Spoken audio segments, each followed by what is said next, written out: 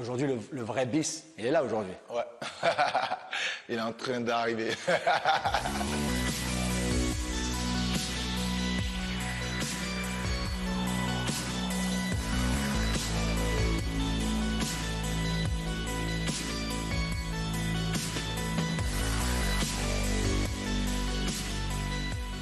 Ça fait du bien, même toi, d'avoir retrouvé ce plaisir-là, de jouer sur le terrain, d'être à ton meilleur niveau? Oui. Ça fait trop de bien.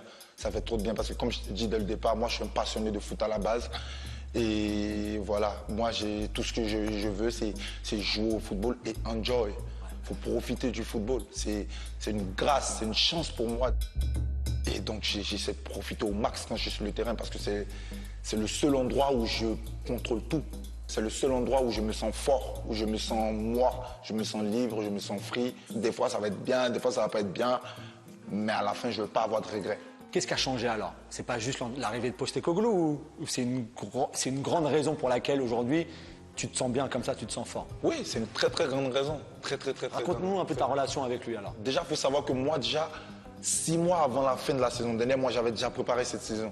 Comme je t'ai dit, je suis un challenger et j'accepte pas que les choses restent sur du négatif. Bien sûr, je prends sur moi, mais je veux toujours travailler pour changer les choses. Et voilà, j'arrive et il y a un nouveau coach. Et on a la même manière de comprendre le football. Il me parle même avant l'entraînement. Il me donne toute sa confiance. Il m'explique les choses. Et après, je me suis dit, mais Yves, à toi de faire les choses. Il y a de plus en plus de Maliens en première ligue. Il y a toi, il y a Doucouré, il y a Koulibaly. Il y a pas mal de joueurs qui sont en train de sortir du pays aussi, qui arrivent en Europe, pas qu'en Angleterre, mais en Europe aussi. Comment tu l'expliques ça et quel regard tu portes sur le fait que forcément ça portera ses fruits aussi pour l'équipe nationale? Ça prouve qu'encore une fois de plus, il y a beaucoup de talent au Mali. Il y a beaucoup de talent au Mali parce que voilà, arriver en première ligue, c'est pas facile, hein, c'est pas chose donnée. On a tous grandi ensemble et aujourd'hui on se retrouve ici à jouer l'un contre l'autre, c'est incroyable. Après on se retrouve en équipe nationale à discuter un peu de la première ligue, tout ça. Franchement c'est incroyable. Et voilà, je suis très content pour eux.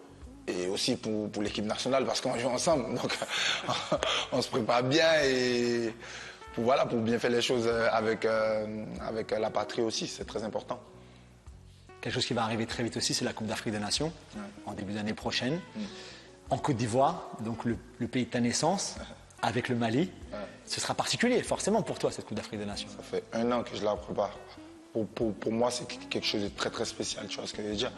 C'est quelque chose de très spécial parce que non seulement je joue avec le Mali, je reviens en Côte d'Ivoire, le pays où je suis né, le pays de mon père et tout ça, tu vois. Et j'espère que voilà, on va arriver le plus loin possible avec le Mali.